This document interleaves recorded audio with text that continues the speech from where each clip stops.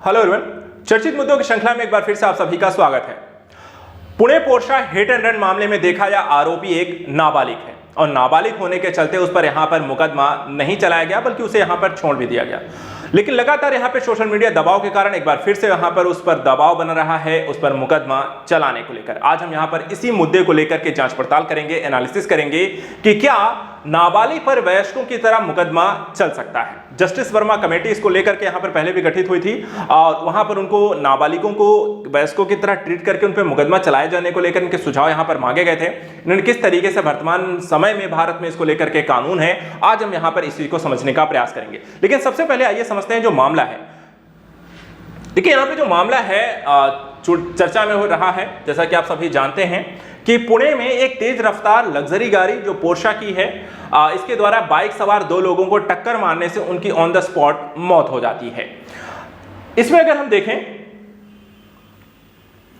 घटना के समय जो कार की एक स्पीड बताई जा रही करीब 150 किलोमीटर प्रति घंटे या उससे ज्यादा की रही है। कार चालक जो है एक 17 वर्षीय नाबालिग यहां पर बालक है, जिसके पिता विशाल अग्रवाल यहां पुणे पे एक प्रसिद्ध रियल एस्टेट यहां पर डेवलपर है। और इस कार का देखा जाए पंजीकरण नहीं होने के कारण इस पर कोई भी नंबर प्लेट भी इत्यादि नहीं थी। घटना में बताया गया कि जो मृतकों की पहचान यहां पे एक अनीस अवधिया 24 वर्ष और अश्विनी कोश 24 वर्ष के रूप में की गई है। दोनों यहां पे मध्य प्रदेश के निवासी थे और पेशे से यहां पर देखा जाए सॉफ्टवेयर इंजीनियर थे और ये यहां पे बाइक पर जा रहे थे, जहां पर ये पोर्शा से पीछे से यहां पर देखा इन्हें हिट किया गया, जिसमें यहां पर दोनों ही की ऑन द स्पॉट यहां पर मृत्यु हो गई। जिसके बाद लगातार यहां पे दबाव बनाया गया कि देखा जाए ये एक हिट एंड रन मामला नहीं है बल्कि एक तरीके से यहां पर हत्या की गई है, जो कि इनके रिश्तेदारों के द्वारा कहा गया। सोशल मीडिया पर भी देखा है इसको लेकर काफी दबाव बनाया गया है। लगातार लोगों के मन में आक्रोश है और यहां पर एक कड़ी कार्रवाई की मांग की जा रही है, ना कि उसे नाबालिग समझकर छोड़ देने की बात है। तो आइए यहां पे समझते हैं इस मामले को लेकर के पुलिस किस तरीके से कार्य कर रही है। देखा जाए पुलिस ने मामला जो है दर्ज किया है, उसके संदर्भ में कई सारी धाराएं यहां पे लगाई गई हैं। इन धाराओं में किस तरीके की सजा यहां पर मिल सकती है। देखिए आरोपी जो है महाराष्ट्र मोटर वाहन अधिनियम संबंधित के धाराओं के अलावा उस पर आईपीसी की धाराएं 304A, 279, 337, 338, 427 के तहत यहां पे मामला दर्ज किया गया है। इन धाराओं के अंतर्गत कौन सी सजा यहां पर मिलने वाली है, तो यहां पे आप देखें धारा 304A में लापरवाही से मौत के संदर्भ में 2 वर्ष की सजा है, नाबालिग के संदर्भ देखा जाए। धारा 279 जो लापरवाही से गाड़ी चलाने पर देखा है 379 है, 3 माह की यहां पर सजा है। धारा 337 में उतावलेपन या लापरवाही से काम करने पर चोट लगने पर 6 महीने की सजा है। धारा 338 के तहत लापरवाही से या जल्दबाजी में काम से गंभीर चोट के संदर्भ में 2 वर्ष की सजा है और धारा 427 में चल संपत्ति पर 2 वर्ष की यहां पे सजा है। लेकिन क्या नाबालिगों पर इसे लागू किया जा सकता है, क्या उस पर केस हो सकता है या फिर उसे यहां पे छोड़ दिया जाएगा। देखा जाए तो जब यहां पे जुवेनाइल जस्टिस यहां पे कोर्ट में उसे ले जाया गया, बोर्ड में ले जाया गया, तो उसे एक 300 शब्दों का निबंध लिखकर उसे छोड़ देने की बात की, उसे छोड़ भी दिया गया था। लेकिन यहां पे दबाव के चलते वापस उस पर केस चलाने की या उस पर जांच पड़ताल करने की बातें की गई हैं, उस पर वापस से पूछताछ करने की बात यहां पर सामने आई है। वर्तमान स्थिति पर थोड़ा सा और गौर करते हैं, क्योंकि यहां पर न सिर्फ यहां पर बालक जो यहां पे आरोपी है उस पर यह केस यहां पे लग रहा है, बल्कि साथ साथ अगर देखा जाए तो इसके लिए अन्य कौन कौन से व्यक्ति जिम्मेदार हैं। महाराष्ट्र उत्पाद शुल्क विभाग ने आरोपी 17 वर्षीय नाबालिग को शराब परोसने वाले 2 रेस्तरां को सील कर दिया है और साथ ही इस तरह के जो रेस्तरां हैं जो नाबालिगों के इस तरह परोसे जा रहे हैं उन पर अवैध निर्माण इत्यादि के लिए उनको भी यहाँ पे ढाया जा रहा है।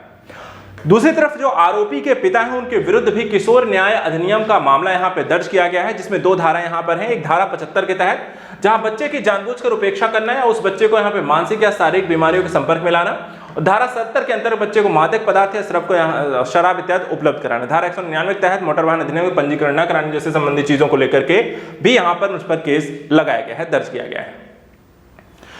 बात करें किशोर न्याय बोर्ड के द्वारा सजा क्या दी गई थी। देखा जाए बहुत ही मामूली सजा, जिसके कारण ये आक्रोश और भी ज्यादा लोगों के मन में बढ़ा कि दुर्घटनाओं पर यहां पर देखा जाए सिर्फ 300 शब्दों का निबंध दे दिया गया, 15 दिनों तक ट्रैफिक पुलिस के साथ काम करना और शराब पीने के लिए यहां पे काउंसलिंग में भेजे जाने संबंधी बातें कहकर उसे छोड़ दिया गया।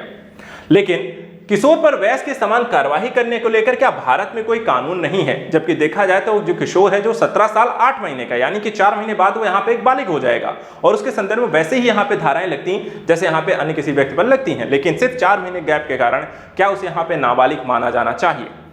तो देखिए ऐसा ही कुछ घटनाएं हुई हैं वर्ष 2015 में। सभी को याद होगा दिल्ली में एक बहुत ही विभत्स घटना, निर्भया सामूहिक बलात्कार के मामले में किशोर न्याय अधिनियम 2000 के तहत एक संशोधन प्रस्तावित किया गया था।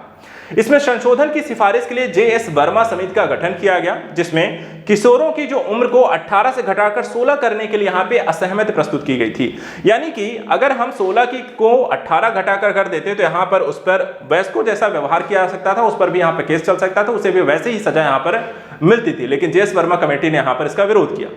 लेकिन उसके बाद यहाँ पे कुछ संशोधन किया गया, कुछ यहाँ पे नए कानून इसके साथ जोड़ दिए गए। संशोधित प्रावधानों में कहा गया कि विशेष परिस्थितियों में किशोरों पर वयस्कों के रूप में मुकदमा यहाँ पे चलाने की अनुमति दे दी गई है।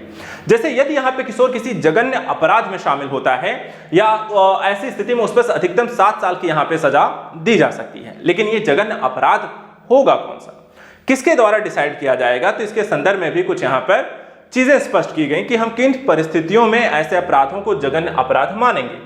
तो किशोर न्याय बच्चों की देखभाल और संरक्षण अधिनियम की धारा 15 के अनुसार 16 वर्ष या उससे अधिक आयु के किसी किशोर के द्वारा जघन्य अपराध की स्थिति में आरोपी की मानसिक और शारीरिक क्षमता, सबसे पहली चीज, का प्रारंभिक मूल्यांकन करना आवश्यक होगा।